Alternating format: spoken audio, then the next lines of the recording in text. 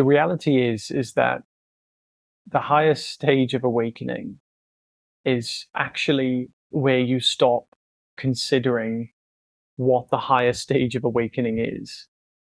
Because there will be a time where you will relieve yourself of the need to be awakened. You will relieve yourself of this desire that you are in need of a certain state, and that state you don't have, and therefore you need to find it. Now, whether you're awakened after that point or not is irrelevant, because what we're looking for is not a state, it's to be relieved of the need to have a certain state. And we have this idea of this awakened state that we think that we have to find. And that awakened state that we think we have to find is predicated upon the belief that we are temporally limited and finite, that we exist inside the head that looks out into a separate world. And what we're seeing here is that this isn't true.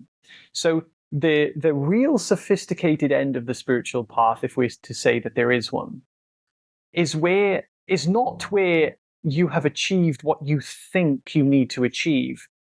It's when the need to achieve what you think you need to achieve has come to an end.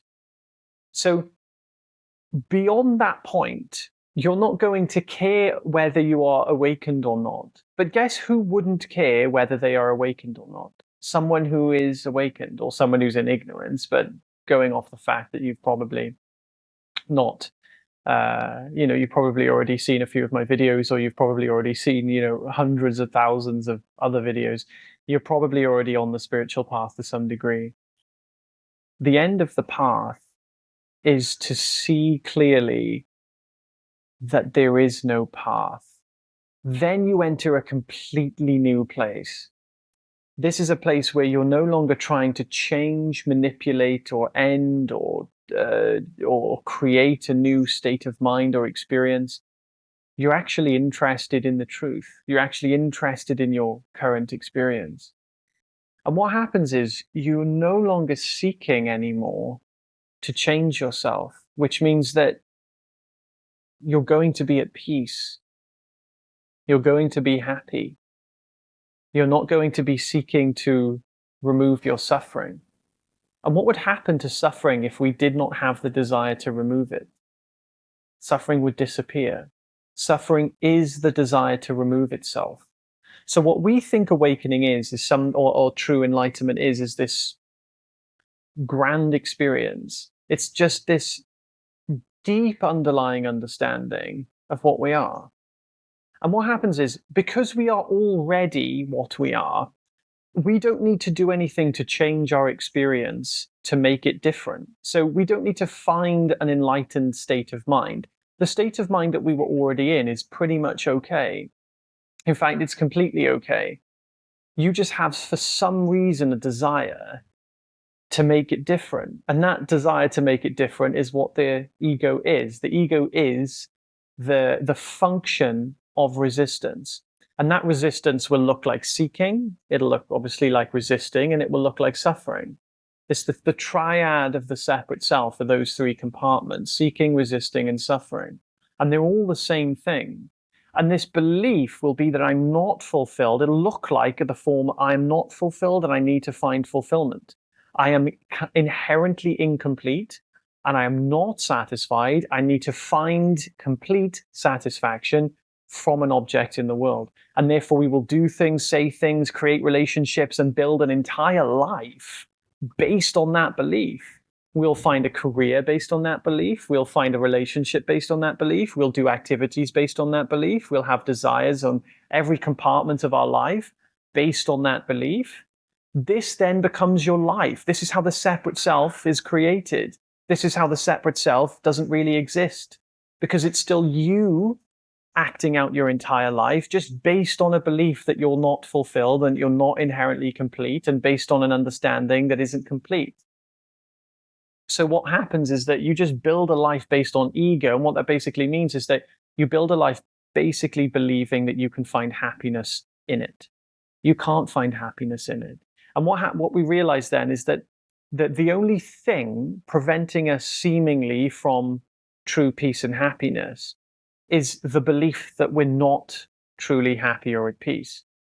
And I get it. It makes perfect sense, because if we don't feel peaceful and happy, well, the first thing we're going to do is try to find it, to find things that make us peaceful and happy. But the thing is that we find an object, and that object seems to give us relief. But it's only a relief because we stopped resisting experience. So we said we had a condition. It said, when I retrieve this, I will then stop resisting my experience. And then we receive it. We go, the condition was met. We are in control the whole time. It's our condition that says what makes us happy or not.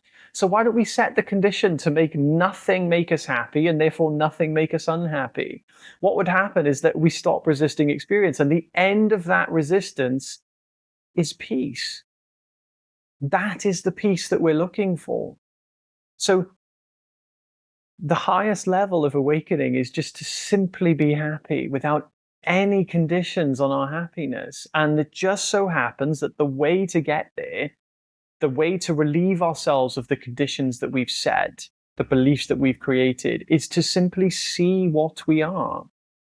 We simply see that I'm not a separate, temporary, limited, finite self.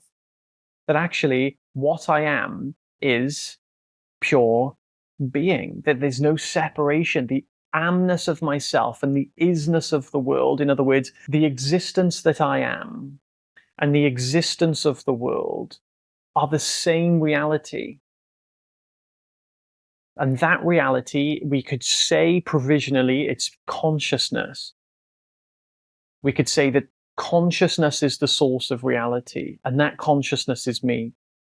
Then we take a step further back and we say, well, if consciousness is the source of reality, there's nothing other than it. And then we realize pure consciousness is the nature of my mind. So in this experience right now, you are aware of the world, correct? And if you are aware of the world, you are aware of yourself. So you are aware there's two compartments. There's myself and there's the world. Now, what happens in the belief in separation is that you are inside the body experiencing a separate world. That's the belief. You were created by the body. You were a tiny consciousness that, like when the body compartments hit together or the sperm hit the egg, boop, consciousness was somehow created in whatever definition that you have of it. And therefore now you are alive. This whole thing is just wrapped up simply by seeing that you're not created by the body, therefore you are completely liberated from the body and the mind. If you're liberated from the body and the mind, well, what are you contained by? Realize you're contained by yourself. You are reality. This video is reality talking to reality. We're termites talking about wood. And you've likely already had an understanding of this, but you're not accepting it.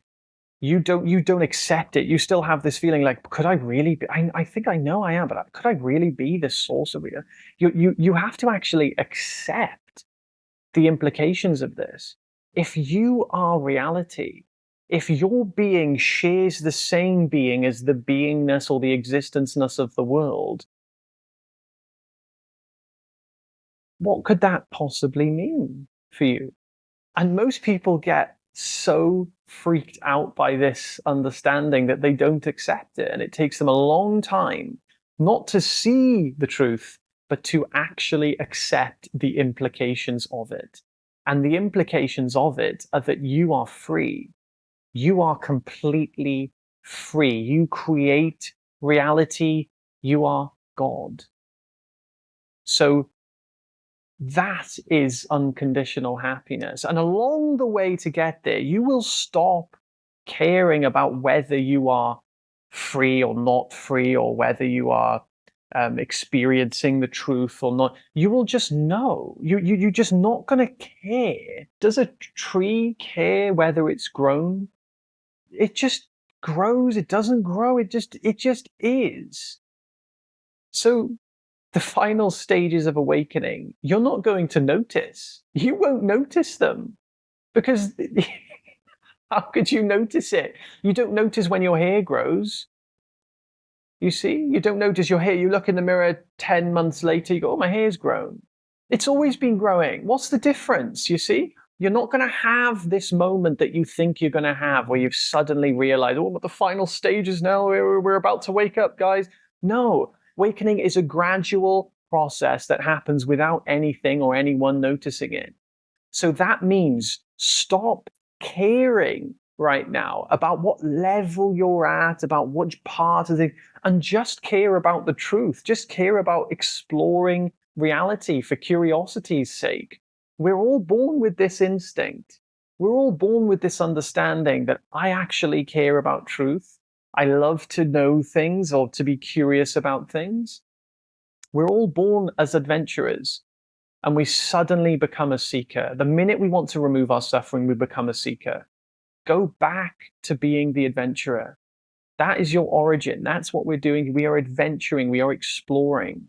We're not seeking. Seeking is looking for a result. We're looking for something to find. The adventure is, I have no idea what I'm going to find, and I love that, and I am open to it all.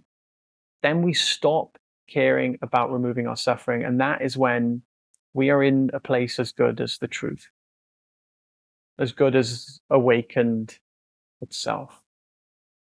I have a retreat coming at the end of the year. I would love to see it. It's in Marbella in Spain. We'll be spending a week together in a mansion. It will be pretty fun. So I'd love to see you there if you'd like to join. If not, I have a free community. The link's in the description. I'd love to see you there. Have an amazing day, guys. Take care.